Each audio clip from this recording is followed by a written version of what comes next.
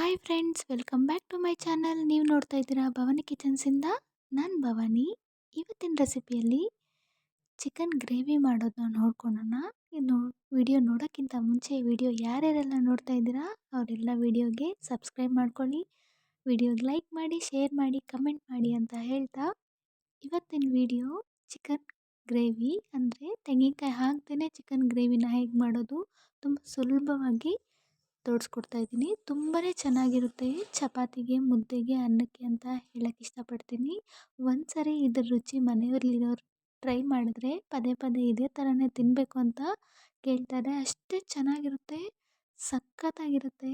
ಬೆರಳನ್ನ ಚೀಪ್ಕೊಂಡು ನಾವು ಊಟ ಮಾಡ್ತೀರಿ, ಅಷ್ಟು ಸಖತ್ತಾಗಿರುತ್ತೆ ಅಂತ ಹೇಳಕ್ಕೆ ಇಷ್ಟಪಡ್ತೀನಿ. ಇದಕ್ಕೆ ಒಳ್ಳೆ ಕಾಂಬಿನೇಷನ್ ಅಂದರೆ ರಾಗಿ ಮುದ್ದೆ ಮತ್ತು ಚಪಾತಿ ಅಂತಲೇ ಹೇಳಕ್ಕೆ ಇಷ್ಟಪಡ್ತೀನಿ ಫ್ರೆಂಡ್ಸ್.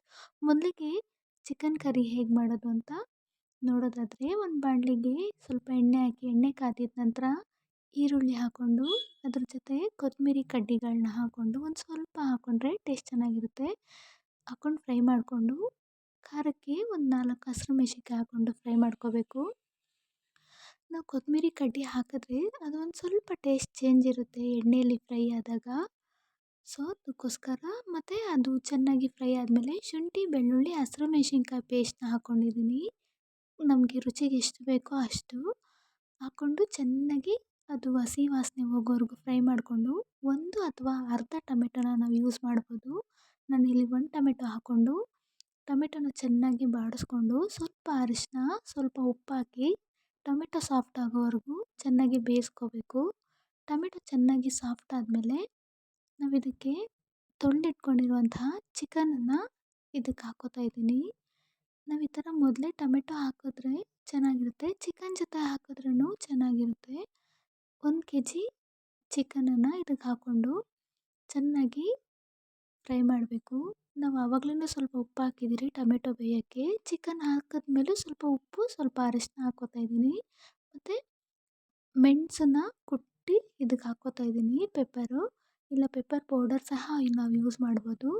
ಇದೆಲ್ಲ ಹಾಕಿ ಇದನ್ನು ಚೆನ್ನಾಗಿ ಮಿಕ್ಸ್ ಮಾಡಿ ಸ್ವಲ್ಪ ಅರಿಶಿನ ಹಾಕ್ಕೊಂಡು ಚೆನ್ನಾಗಿ ಮಿಕ್ಸ್ ಮಾಡ್ಕೋಬೇಕು.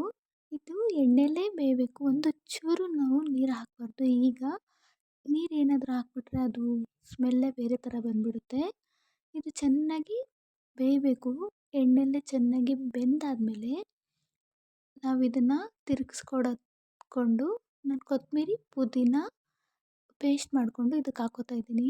ಕೊತ್ತಂಬರಿ ಪುದೀನ ಪೇಸ್ಟ್ ಹಾಕ್ಕೊಂಡ್ರಂತೂ ಗ್ರೇವಿ ಸೂಪರಾಗಿರುತ್ತೆ. ನಾವು ಈ ಥರ ಗ್ರೇವಿಗೆ ಕೊತ್ತಂಬರಿ ಪುದೀನ ಕಟ್ ಮಾಡಿ ಹಾಕ್ಕೊಳೋದಕ್ಕಿಂತ ಪೇಸ್ಟ್ ಮಾಡಿ ಹಾಕಿದ್ರೆ ಇದ್ರದ್ದು ಟೇಸ್ಟ್ ಸಖತ್ತಾಗಿರುತ್ತೆ ಅಂತ ಹೇಳಕ್ಕೆ ಇಷ್ಟಪಡ್ತೀನಿ ಫ್ರೆಂಡ್ಸ್. ಒಂದ್ಸರಿ ನೀವು ಈ ಥರ ರೆಸಿಪಿನ ಟ್ರೈ ಮಾಡಿ. ಚೆನ್ನಾಗಿ ಅದು ಫ್ರೈ ಆದಮೇಲೆ ಚಿಕನ್ ಮಸಾಲ ನಾವು ಯಾವ್ದು ಯೂಸ್ ಮಾಡ್ತೀರೋ ಅದನ್ನು ಹಾಕ್ಕೋತಾ ಇದ್ದೀರಿ. ಇದಕ್ಕೆ ಧನಿಯಾ ಪುಡಿ ಹಾಕಿಲ್ಲ. ಸೊ ಚಿಕನ್ ಮಸಾಲ ಒಂದೇ ಮತ್ತು ಖಾರಕ್ಕೆ ಖಾರದ ಪುಡಿ ಹಾಕ್ಕೊಂಡು ಇದನ್ನು ಚೆನ್ನಾಗಿ ತಿರುಗಿಸ್ಕೋಬೇಕು. ಮತ್ತು ಕಸ್ತೂರಿ ಮೇಥಿ ಸ್ವಲ್ಪ ಹಾಕಿದ್ದೀನಿ. ಇದೆಲ್ಲ ಹಾಕಿ ಚೆನ್ನಾಗಿ ಇದನ್ನು ಎಣ್ಣೆ ಬಿಡೋವರೆಗೂ ಚೆನ್ನಾಗಿ ಫ್ರೈ ಮಾಡಬೇಕು. ಚೆನ್ನಾಗಿ ಫ್ರೈ ಆದಮೇಲೆ 1 ಅಥವಾ ಅರ್ಧ ಗ್ಲಾಸು ನೀರು ಹಾಕ್ಕೊಳ್ಬೇಕು.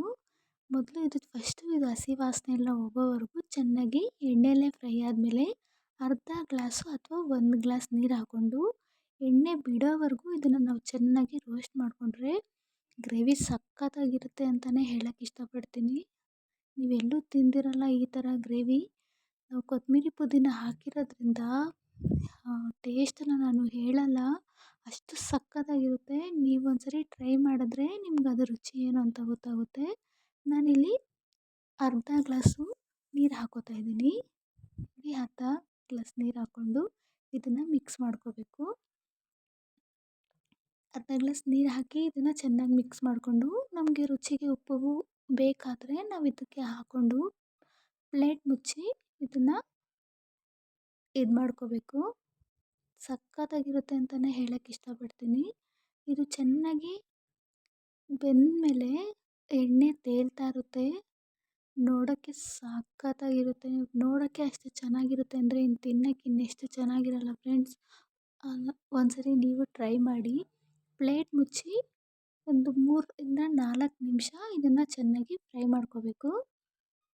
ಫ್ರೈ ನೋಡಿ ಈ ಥರ ಎಣ್ಣೆ ಎಷ್ಟು ಚೆನ್ನಾಗಿ ತೇಲ್ತಾ ಇದೆ. ಇದಕ್ಕಂತೂ ಮುದ್ದೆಗೆ ಅಂತೂ ಸಖತ್ತಾಗಿರುತ್ತೆ ಇದು. ಒಂದ್ಸರಿ ಟ್ರೈ ಮಾಡಿ. ವಿಡಿಯೋ ಯಾರ್ಯಾರೆಲ್ಲ ನೋಡ್ತಾ ಇದ್ದೀರಾ ಅವರೆಲ್ಲ ವಿಡಿಯೋಗೆ ಲೈಕ್ ಮಾಡಿ, ಶೇರ್ ಮಾಡೋದು ಮರಿಬೇಡಿ, ಸಬ್ಸ್ಕ್ರೈಬ್ ಮಾಡ್ಕೊಳ್ಳಿ ಅಂತ ಹೇಳ್ತಾ ಇವತ್ತಿನ ವಿಡಿಯೋನ ಇಲ್ಲಿಗೆ ಮುಗಿಸ್ತಾ ಇದ್ದೀನಿ. Thank you friends. ಬಾಯ್.